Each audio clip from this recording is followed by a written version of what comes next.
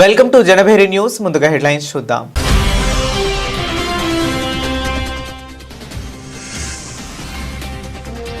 ఢిల్లీలో అట్టహాసంగా జరిగిన రిపబ్లిక్ డే. జాతీయ జెండాను ఎగురవేసిన రాష్ట్రపతి ద్రౌపది ముర్ము.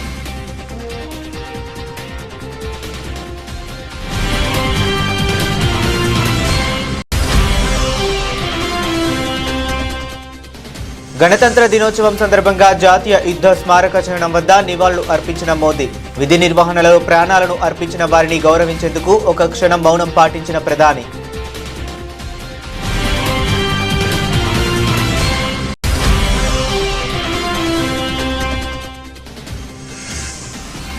గణతంత్ర దినోత్సవ పూర్వ సంధ్యలో జాతినుద్దేశించి ప్రసంగించిన రాష్ట్రపతి. న్యాయం, సోదరభావమే గణతంత్రానికి పునాదులని స్పష్టం చేసిన ద్రౌపది ముర్ము.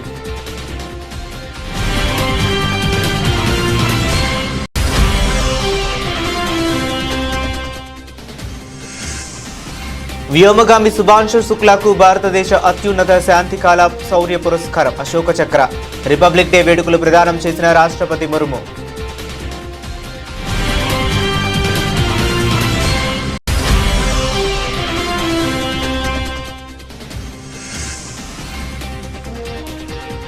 తెలంగాణలో ఘనంగా రిపబ్లిక్ డే వేడుకలు. జాతీయ జెండా ఎగరవేసిన గవర్నర్.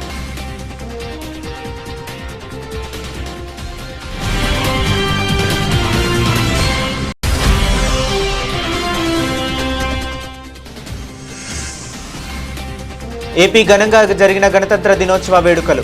భద్రతా దళాల నుంచి గౌరవ వందనం స్వీకరించిన గవర్నర్.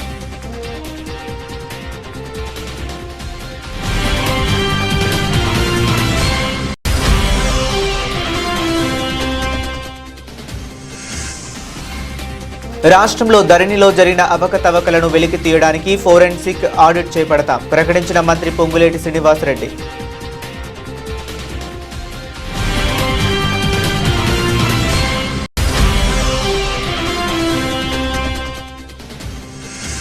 వైఎస్ఆర్సీపీ కేంద్ర కార్యాలయంలో ఘనంగా రిపబ్లిక్ డే వేడుకలు. జాతీయ పతాకాన్ని ఆవిష్కరించిన శాసనమండలి విపక్ష నేత బొత్స సత్యనారాయణ.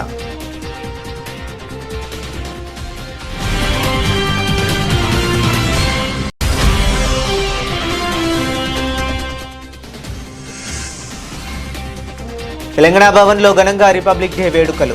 త్రివర్ణ పతాకాన్ని ఆవిష్కరించిన బీఆర్ఎస్ వర్కింగ్ ప్రెసిడెంట్ కేటీఆర్.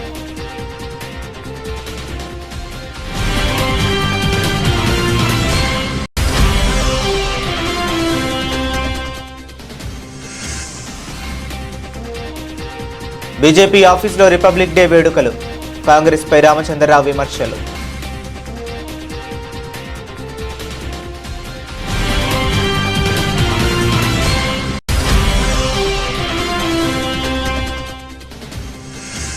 మూడో టీ20లో న్యూజిలాండ్పై 8 వికెట్ల తేడాతో భారత్ ఘన విజయం. మరో 2 మ్యాచ్లు మిగిలుండగానే 3-0తో సిరీస్ను కైవసం చేసుకున్న టీమిండియా.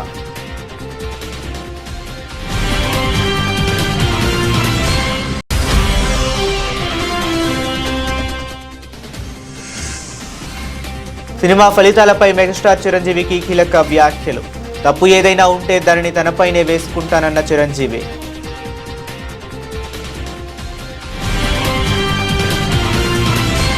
ఇక డీటెయిల్స్ చూస్తే దేశ రాజధాని ఢిల్లీలో ఘనంగా 77వ గణతంత్ర వేడుకలు అట్టహాసంగా కొనసాగుతున్నాయి.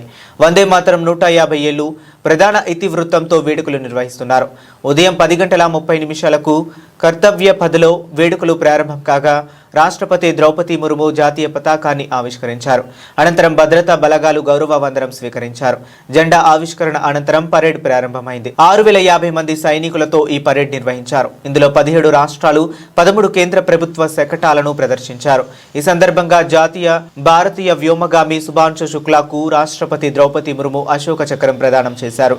గణతంత్ర వేడుకలకు ఐరోపా మండలి అధ్యక్షుడు ఆంటోనియో కిస్టో, ఐరోపా కమిషన్ అధ్యక్షురాలు ఉర్సులా వాన్ డెర్ లేయెన్ ముఖ్య అతిథిగా హాజరయ్యారు. రిపబ్లిక్ డే వేడుకలకు ప్రధాని మోదీ, ఉపరాష్ట్రపతి రాధాకృష్ణన్, కేంద్ర మంత్రులు పాల్గొన్నారు. గణతంత్ర దినోత్సవం సందర్భంగా ఢిల్లీ పరిసర ప్రాంతాల్లో 5 అంచెల భద్రతను ఏర్పాటు చేశారు. 30,000 మంది పోలీసులు, కేంద్ర బలగాలతో భద్రత కల్పించారు. కర్తవ్యపాథ్ సమీపంలో 6 కంట్రోల్ రూమ్ను ఏర్పాటు చేశారు. 77వ గణతంత్ర దినోత్సవ వేడుకల ప్రారంభానికి గుర్తుగా న్యూఢిల్లీలోని జాతీయ యుద్ధ స్మారక చిహ్నం వద్ద భారత వీర సైనికులకు ప్రధానమంత్రి నరేంద్ర మోడీ పుష్పగుచ్చం ఉంచి నివాళులు అర్పించారు. విధి నిర్వహణలో ప్రాణాలను అర్పించిన వారిని గౌరవించేందుకు ప్రధాని మోదీ ఒక క్షణం మౌనం పాటించారు. ఇది రాజధానిలో జరిగే ప్రధాన గణతంత్ర దినోత్సవ కవాతుకు ముందు జరిగే గంభీరమైన సంప్రదాయం.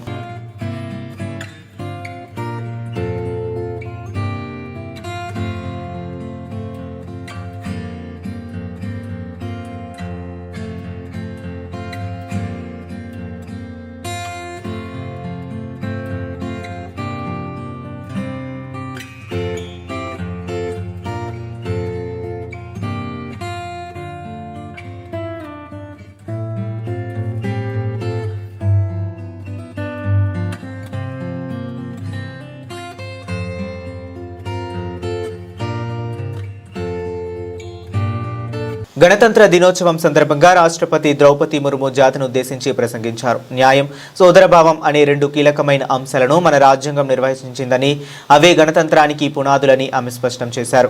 కేంద్ర ప్రభుత్వం అనుసరిస్తున్న దార్శనికత, రాజ్యాంగంలో పొందుపరిచిన విలువలను ఆమె తన ప్రసంగంలో ప్రముఖంగా ప్రస్తావించారు. దేశ అభివృద్ధి ప్రయాణంలో మహిళలు కీలక మైలురాళ్లను సృష్టిస్తున్నారని, ప్రజాస్వామ్యాన్ని బలోపేతం చేస్తున్నారని రాష్ట్రపతి ప్రశంసించారు. In our tradition, we have been offering prayers for peace to prevail in the entire universe. The future of humanity can remain secure only if there is peace in the whole world. In an atmosphere marked by conflict in many parts of the world, India is spreading the message of world peace.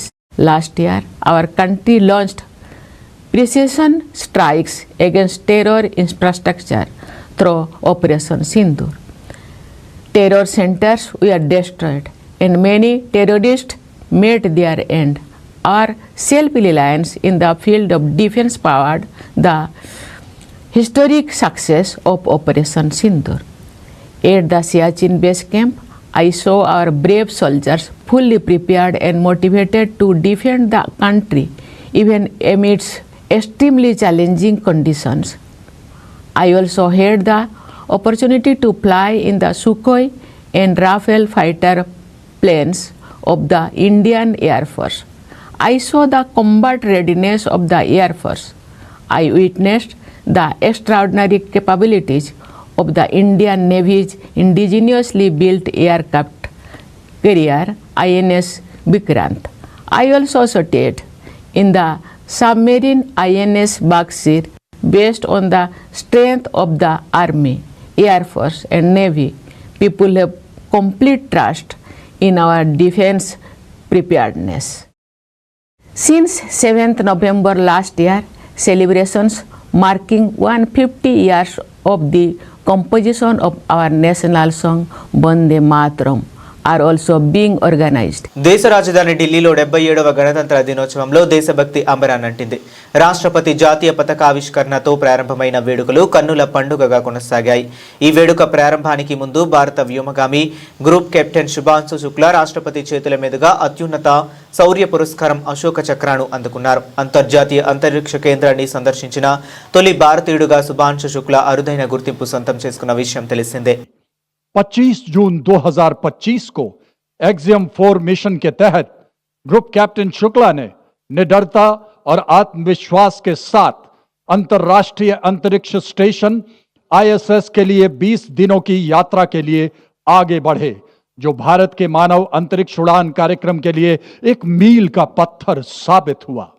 वे अंतर्राष्ट्रीय अंतरिक्ष station पर जाने वाले पहले भारतीय और 4 दशकों से भी अधिक समय के अंतराल के बाद अंतरिक्ष में यात्रा करने वाले दूसरे भारतीय बने.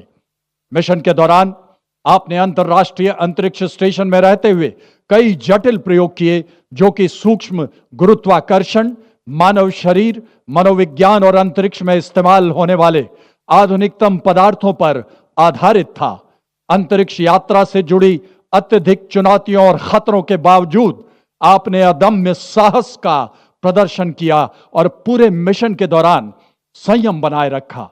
आपने अंतरिक्ष के जोखिम से भरे प्रतिकूल वातावरण में अत्यधिक शारीरिक तनाव, विकिरण दुष्प्रभाव, मांसपेशियों की क्षति सहित अन्य स्वास्थ्य संबंधी गंभीर खतरे, बदली शारीरिक अवस्थाएं और मनोवैज्ञानिक तनाव का सामना करते हुए असाधारण साहस, असीम धैर्य और प्रशंसनीय मानसिक दृढ़ता का प्रदर्शन किया। ग्रुप कैप्टन शुभांशु शुक्ला को अदम्य साहस, उत्कृष्ट शौर्य के लिए अशोक चक्र से सम्मानित किया जाता है। Group captain Shubhanshu Shukla.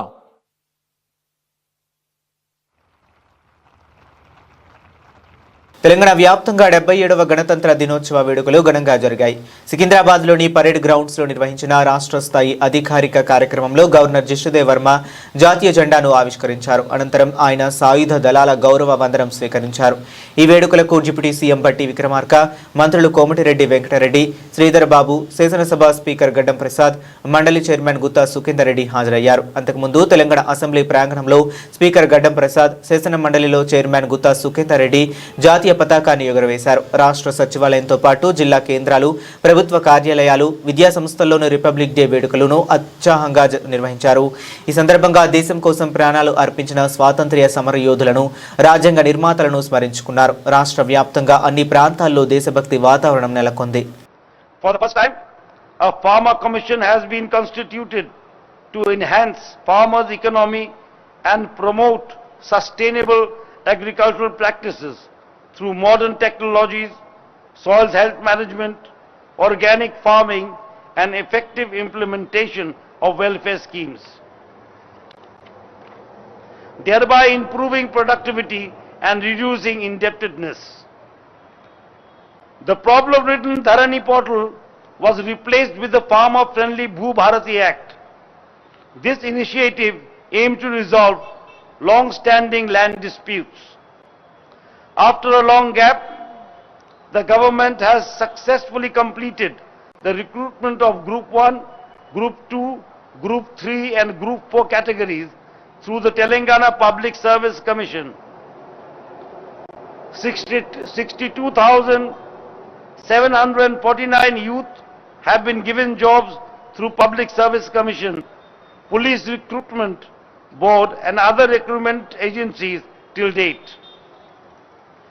To provide employment in private sector, recently the government has initiated the Digital Employment Exchange of Telangana, DEET, to empower the youth by enhancing their employability at zero cost.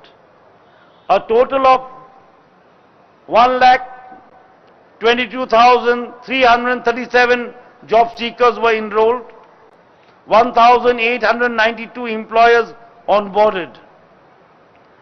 The Young India Skill University was established by the government to impart employable skills among youth.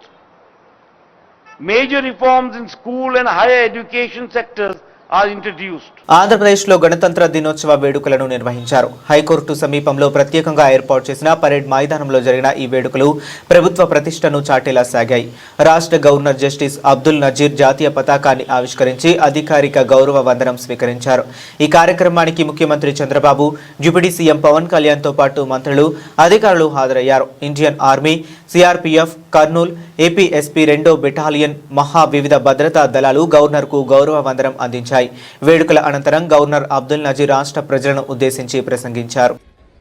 Yet, despite these challenges, this government has worked with quiet determination, inch by inch, decision by decision, to restore stability and rebuild confidence.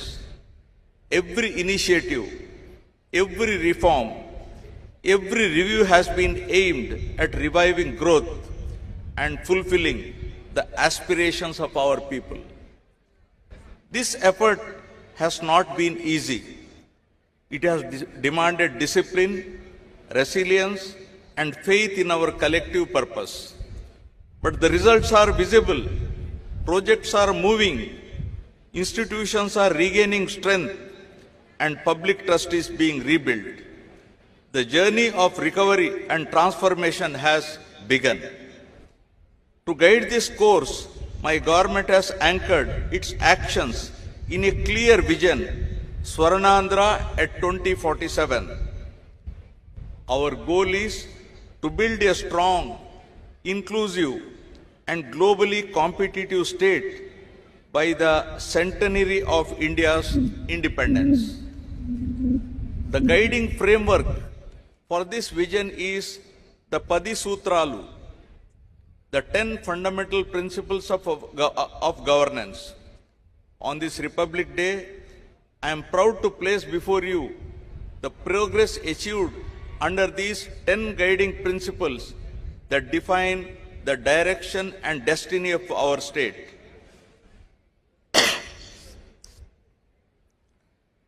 Padi Sutralu. Number 1, zero poverty. The Super 6 implementation lies at the heart of my government's efforts to deliver dignity, pride, security, and happiness to every individual and empowerment to every family in Andhra Pradesh. రాష్ట్రంలో ధరణిలో జరిగిన అవకతవకలను వెలికి తీయడానికి మిగతా 31 జిల్లాల్లోనూ forensic audit చేపడతామని రాష్ట్ర revenue శాఖ మంత్రి పొంగులేటి శ్రీనివాసరెడ్డి ప్రకటించారు.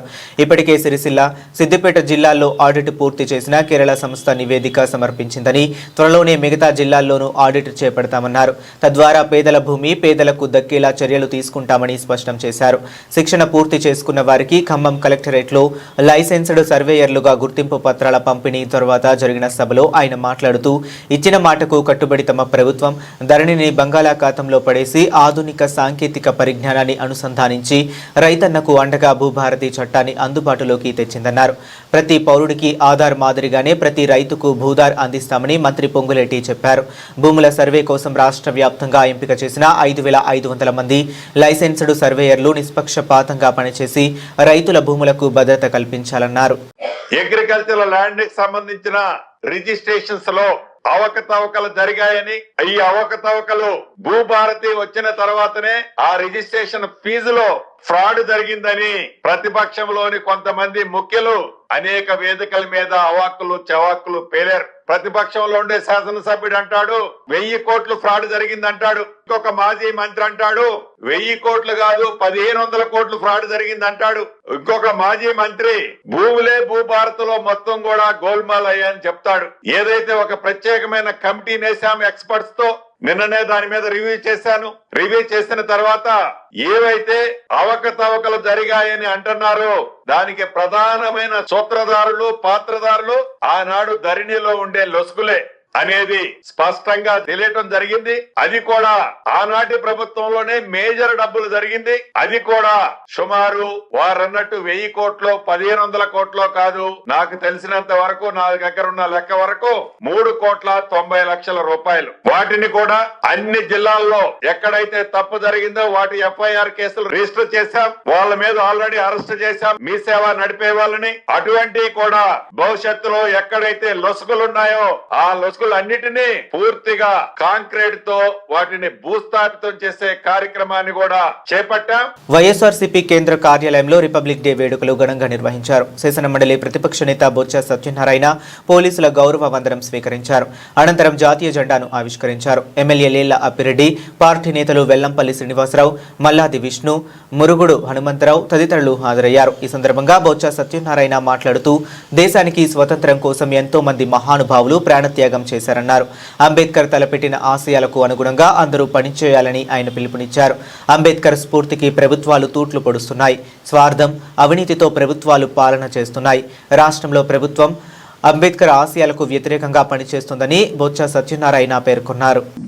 76 సంవత్సరాలు గణతంత్ర దినోత్సవాలు జరుపుకున్నాం. ఈ 77వ సంవత్సరం ఎగురుతున్న ఈ శుభ సందర్భంలో ఇక్కడ ఇచ్చేసిన మీ అందరితో పాటు రాష్ట్ర ప్రజలు, దేశ ప్రజలందరికీ కూడా గణతంత్ర దినోత్సవ శుభాకాంక్షల్ని మా పార్టీ తరఫున, మా తరఫున, మా నాయకుడి తరఫున అందరికీ కూడా మనస్ఫూర్తిగా శుభాకాంక్షలు తెలియజేసుకుంటూ, దేశానికి స్వాతంత్రం తెచ్చిన మహానుభావుల్ని ఇప్పుడే మనం స్మరించుకున్నాం. వారి స్ఫూర్తితో, వారు ఏ ఉద్దేశంతోనైతే ఈ దేశానికి స్వాతంత్రం తీసుకొచ్చి మన స్వేచ్ఛ వాయువుని తీసుకునేటట్లు ప్రతి ఒక్కరికి సమాన హక్కులు కల్పించే ఒక రాజ్యాంగాన్ని బాబాసాహెబ్ అంబేద్కర్ గారి తాలూకా అధ్యక్షతన రూపొందించుకొని ఈ రోజు వచ్చి అందరం కూడా ఈ ప్రపంచంలోనే ఒక పెద్ద ప్రజాస్వామ్య దేశంగా వెలుగొడుతున్న ఈ నేపథ్యంలో ఎంతో ఈ శుభతరుణంలో మరొకసారి మీ అందరికీ కూడా నా శుభాకాంక్షలు తెలియజేసుకుంటున్నాను. ఇక్కడున్న ప్రతి ఒక్కరం కూడా ఒక ప్రతిమ పోవాలి, అందరం ఒక ఆలోచన చేసుకోవాలి. ఏదైతే మహానుభావులు మనకి తెచ్చిన ఈ స్వాతంత్రాన్ని ఇది నిలబెట్టుకోవడానికి భారత రాజ్యాంగంలో బాబాసాహెబ్ అంబేద్కర్ గారు ఏదైతే తలపెట్టారో సమానత్వం, సమన్యాయం, అందరికీ రాష్ట్రం తాలూకా అందరికీ దేశంలో ప్రతి ఒక్కరికి కూడా ఫలా అందాలని ఆయన ఆలోచన ఏదైతే ఉందో ఆ ఆలోచన కొనసాగడానికి మనం కృతజ్ఞతతో ఉండాలి.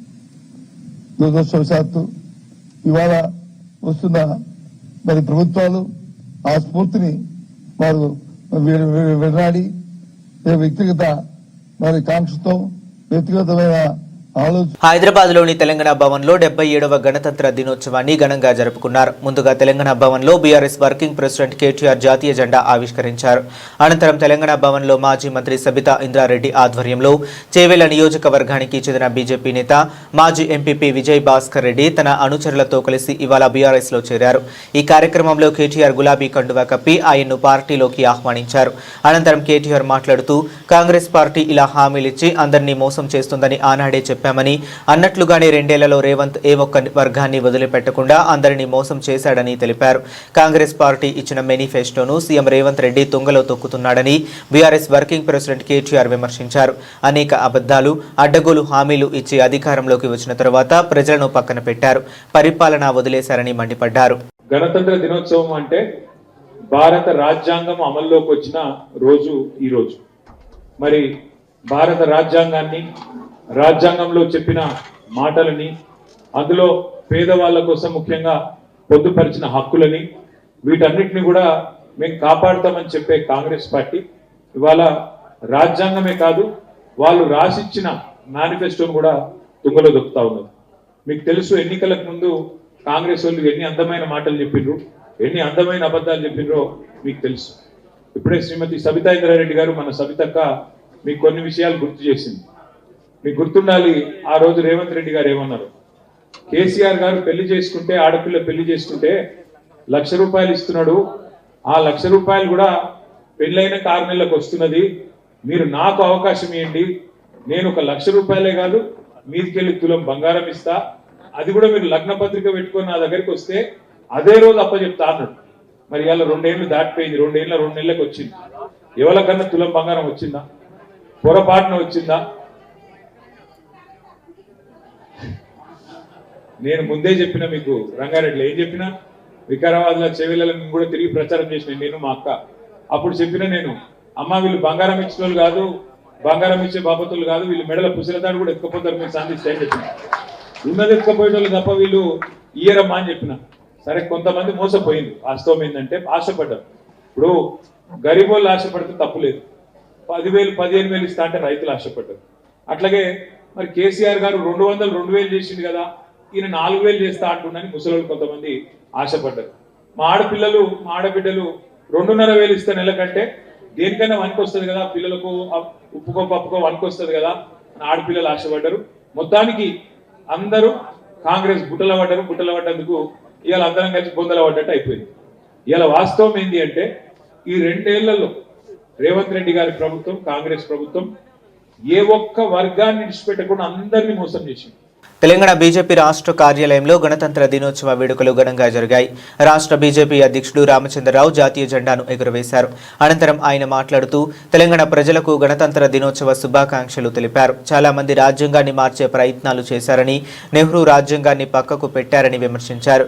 మొదటిసారి రాజ్యాంగాన్ని అవమానించింది నెహ్రూ అని, అంబేద్కర్ను అవమానించారని ఆరోపించారు. అంబేద్కర్ను ఓడించిన చరిత్ర కాంగ్రెస్ది అంటూ విరుచుకుపడ్డారు. రాజ్యాంగంలో కల్పించిన మౌలిక హక్కులను మాజీ ప్రధాని ఇందిరాగాంధీ గాంధీ కల రాశారని, ఇందిరా, రాజీవ్ గాంధీల బాటలోని రాహుల్ గాంధీ నడుస్తున్నారని విమర్శించారు. భారతీయులకు మాత్రమే ఓటు హక్కు ఉండాలని, ఇతర దేశాలకు చెందిన వారికి ఓటు హక్కు ఎలా కల్పిస్తారని ప్రశ్నించారు. SIR పై కాంగ్రెస్ తప్పుడు ప్రచారం చేస్తోందని మండిపడ్డారు. గ్రామీణ ఉపాధి పథకంలో కోట్ల రూపాయల కుంభకోణం జరిగిందని ఆరోపించారు. పేదలకు మేలు చేయాలన్నదే ప్రధాని మోదీ లక్ష్యమని తెలంగాణ బీజేపీ చీఫ్ స్పష్టం చేశారు. ఇది జవహర్లాల్ నెహ్రూ గారి తీరైతే మరి వారి కూతురు ఇందిరాగాంధీ గారు కూడా మన రాజ్యాంగాన్ని కాలరేసే ప్రయత్నం చేసింది. ఎమర్జెన్సీ విధించి ఎంతో మంది రాజకీయ నాయకుల్ని జైల్లో పెట్టింది. ఆ రోజు మాట్లాడితే జైల్లో పంపించేటటువంటి ఒక సంస్కృతి ఇందిరాగాంధీ గారు. శ్రీమతి గాంధీ గారైతే మన మౌలికమైన హక్కుల్ని కాలరాసి జైల్లో పెట్టి నాయకుల్ని అటువంటి ఆలోచనతో ఇందిరాగాంధీ గారు ఉండే.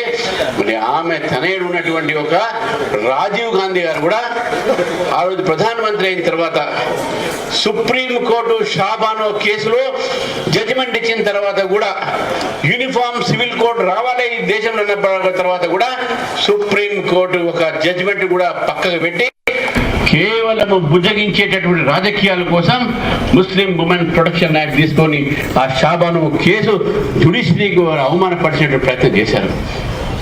మరి వారి కొడుకు ఈరోజు రాహుల్ గాంధీ చేతిలో పుస్తకం పెట్టి తిరుగుతాడు, కాన్స్టిట్యూషన్ ఆఫ్ ఇండియా అని చెప్పి అది చదివింది లేదు, పెట్టింది లేదు.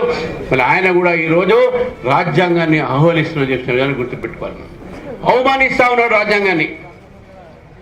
ప్రజల కోసం మంచి చేయాల్సినటువంటి మోదీ గారి ప్రభుత్వం తీసుకువచ్చినటువంటి ఒక నిర్ణయాలపైన ఈరోజు ప్రజలకు తప్పుడు సమాచారం ఇస్తా ఉన్నారు. ఈరోజు నిన్ననే మన అందరం కూడా నేషనల్ ఓటర్స్ డే మనం జరుపుకున్నాం. నేషనల్ ఓటర్స్ డే జరుపుకునే సందర్భంగా ఈరోజు ప్రజలకు ఇక్కడ ఏదైనా హక్కు. న్యూజిలాండ్తో జరుగుతున్న 5 మ్యాచ్ల T20 సిరీస్ను టీమిండియా కైవసం చేసుకుంది. వరుసగా 3 మ్యాచ్లు గెలిచి అదరగొట్టింది. గువాహటీలోని బర్సపరా క్రికెట్ స్టేడియం వేదికగా జరిగిన 3వ T20లో భారత్ 8 వికెట్ల తేడాతో ఘన విజయం సాధించింది. ఈ విజయంతో మరో 2 మ్యాచ్లు మిగిలి ఉండగానే 3-0 తేడాతో సిరీస్ను సొంతం చేసుకుంది. తొలిత బౌలింగ్లో అదరగొట్టి కివీస్ను 153 పరుగులకే కట్టడి చేసిన భారత్ అనంతరం అభిషేక్ శర్మ, కెప్టెన్ సూర్యకుమార్ యాదవ్ విధ్వంసక హాఫ్ సెంచరీలతో కేవలం 10 ఓవర్లలోనే లక్ష్యాన్ని ఛేదించింది. 154 పరుగుల లక్ష్యంతో బరిలోకి దిగిన భారత్కు తొలి బంతికే షాక్ తగిలింది. ఓపెనర్ సంజు శాంసన్ డకౌట్గా వెనుదిరిగాడు. అయితే ఈ దశలో క్రీజులోకి వచ్చిన ఈశాన్ కిషన్ 13 బంతుల్లో 28, మరో ఓపెనర్ అభిషేక్ శర్మతో కలిసి ఎదురుదాడికి దిగాడు. వీరిద్దరూ కేవలం 19 బంతుల్లోనే 53 పరుగుల భాగస్వామ్యం నెలకొల్పారు. ఈశాన్ అవుట్ అయ్యాక క్రీజులోకి వచ్చిన కెప్టెన్ సూర్యకుమార్ యాదవ్ అభిషేక్తో కలిసి విధ్వంసం సృష్టించాడు. తన పరుగుల దాహాన్ని తీర్చుకుంటూ కివీస్ బౌలర్లపై విరుచుకుపడ్డాడు. సూర్య 26 బంతుల్లో 6 ఫోర్లు, 3 సిక్సర్లతో 57 పరుగులతో నాట్అవుట్గా నిలిచి జట్టును విజయ తీరాలకు చేర్చాడు. అభిషేక్ శర్మ కూడా కేవలం 20 బంతుల్లోనే 7 ఫోర్లు, 5 సిక్సర్లతో 68 పరుగులు చేసి అజేయంగా నిలిచాడు. వీరిద్దరూ 3వ వికెట్కు అజేయంగా 40 బంతుల్లోనే 102 పరుగులు జోడించడం విశేషం. అంతకుముందు టాస్ గెలిచి బౌలింగ్ ఎంచుకున్న భారత్ కివీస్ను అది నుంచే దెబ్బతీసింది. ఇక భారత బౌలర్ల దాటికి న్యూజిలాండ్ 34 పరుగులకే 3 కీలక వికెట్లు కోల్పోయి కష్టాల్లో పడింది. న్యూజిలాండ్ నిర్ణీత 20 ఓవర్లలో 9 వికెట్ల నష్టానికి 153 పరుగులు చేసింది.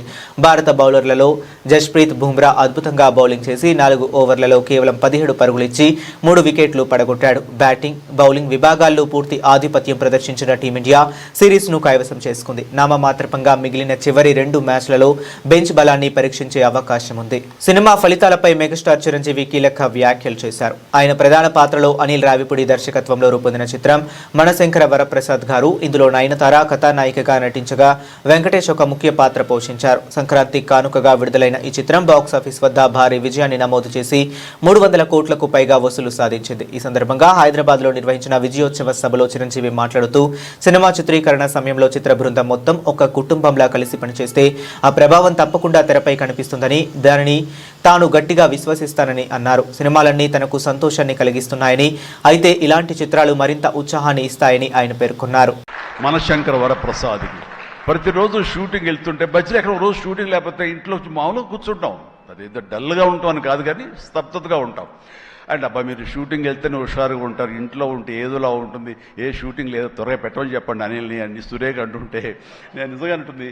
అదే చెప్పే లాస్ట్లో షూటింగ్ అయిపోయిన రోజున ఎలాంటి ఫీలింగ్ అంటే ఒక స్కూల్ విడిచేసి వేరే చోటకి ఎడ్యుకేషన్ కోసం అందరూ విడిపోయి ఆయా ప్లేసెస్కి వెళ్ళిపోతాప్పుడు తెలియని బాధ, తీపి బాధ ఒకటి మనసులో ఇదిగా ఉంటుంది. అలాంటిదే నేను గురయ్యాను ఈ సినిమాకి. అందులో లాస్ట్ డే ఎమోషన్ అయ్యి కూడా అందరి యూనిట్ అందరినీ పిలిచి దగ్గరికి తీసుకుని వాళ్ళకి నా కృతజ్ఞత చెప్పుకున్నాను. ఒక వండర్ఫుల్ ఎక్స్పీరియన్స్ ఈ సినిమా నేను చేయడం. అలాంటి ఎక్స్పీరియన్స్ ఇచ్చినటువంటి అనిల్ రావుపుడి రైటింగ్ టీమ్కి, అనిల్ రావుపుడి అసిస్టెంట్లకి, ఏడీలకి, అసోసియేట్స్, అలాగే మన సమీర్ రెడ్డి కెమెరా వాళ్ళు, వాళ్ళ అసిస్టెంట్లు అందరూ ఒక కుటుంబంలాగా కలిసిపోయాం. నేను ప్రీ రిలీజ్ ఫంక్షన్లో కోరుకున్నాను అన్ని సినిమాలు బాగా ఆడాలి, అన్ని సినిమాలు కళకళలాడుతుండాలి, థియేటర్లకి జనం రావాలి అని అన్నందుకు నేను ఆ కోరిక మన్నించి ఏదో ఒకటే సినిమా అర సినిమా కొంచెం అటు ఇటుగా ఉన్నా సరే దాదాపుగా అన్ని సినిమాలు ఈ సంక్రాంతిలో ప్రజలు ఆదరించారు, వాళ్ళన్నిటికీ సక్సెస్ కలగజేశారు. అవన్నీ కూడా మంచి ఆయా రేంజుల్లో వాళ్ళకి, ఆ హీరోలకి, ఆ నిర్మాతలకి, ఆ ప్రొడ్యూసర్లకి, డైరెక్టర్లకి వాళ్ళందరూ కూడా అలాగే ఈ సక్సెస్ దొరికేందుకు ఇది వెరీ గుడ్ సంక్రాంతి, జీవితంలో మర్చిపోలేని సంక్రాంతి. ముఖ్యంగా ఏంది వెంకీ సంక్రాంతి అంటే అదిరిపోతుంది, సంక్రాంతి చూస్తావు అన్నట్లుగా అదే చూసాము, అదే అదిరిపోయింది సంక్రాంతి. Thank you. ఎప్పుడు సంక్రాంతికి వస్తాం, దాన్ని ఇస్తానే ఉంటాం. ఓకే, ఇదే ఎక్కువ. Thank you very much. Bulletin ముగించే ముందు మరొకసారి హెడ్లైన్స్ చూద్దాం.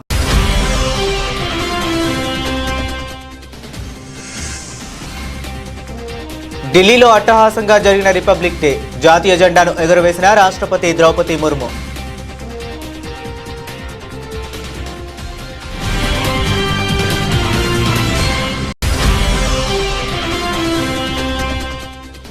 గణతంత్ర దినోత్సవం సందర్భంగా జాతీయ యుద్ధ స్మారక చిహ్నం వద్ద నివాళులు అర్పించిన మోదీ. విధి నిర్వహణలో ప్రాణాలను అర్పించిన వారిని గౌరవించేందుకు ఒక క్షణం మౌనం పాటించిన ప్రధాని.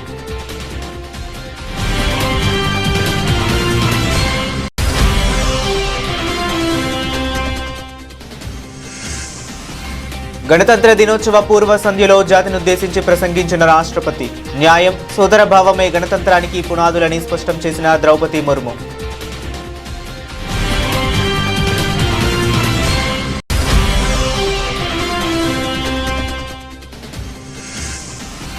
వ్యోమగామి శుభాంశు శుక్లాకు భారతదేశ అత్యున్నత శాంతికాల శౌర్య పురస్కారం అశోక చక్ర. రిపబ్లిక్ డే వేడుకలు ప్రదానం చేసిన రాష్ట్రపతి ముర్ము.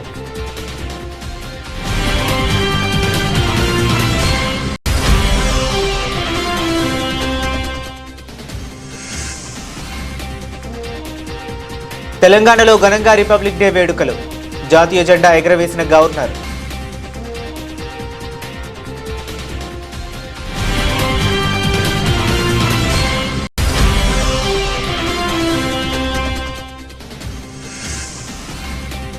ఏపీ ఘనంగా జరిగిన గణతంత్ర దినోత్సవ వేడుకలు. భద్రతా దళాల నుంచి గౌరవ వందనం స్వీకరించిన గవర్నర్.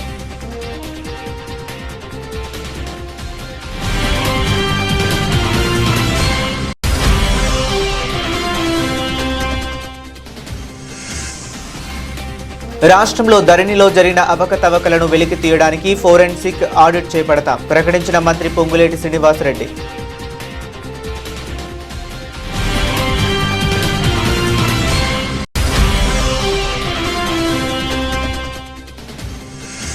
వైఎస్ఆర్సీపీ కేంద్ర కార్యాలయంలో ఘనంగా రిపబ్లిక్ డే వేడుకలు. జాతీయ పతాకాన్ని ఆవిష్కరించిన శాసనమండలి విపక్ష నేత బొత్స సత్యనారాయణ.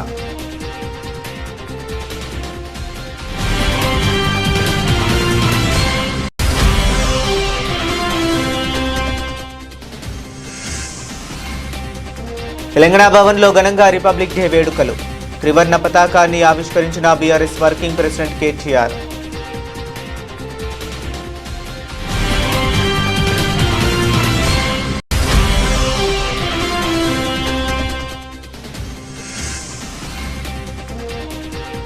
బీజేపీ ఆఫీసులో రిపబ్లిక్ డే వేడుకలు. కాంగ్రెస్ పై రామచంద్రరావు విమర్శలు.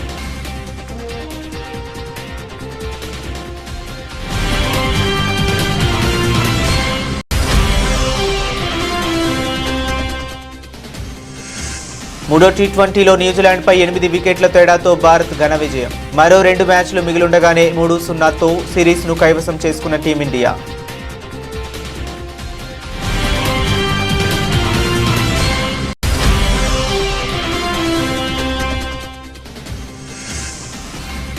సినిమా ఫలితాలపై మెగాస్టార్ చిరంజీవికి కీలక వ్యాఖ్యలు. తప్పు ఏదైనా ఉంటే దానిని తనపైనే వేసుకుంటానన్న చిరంజీవి.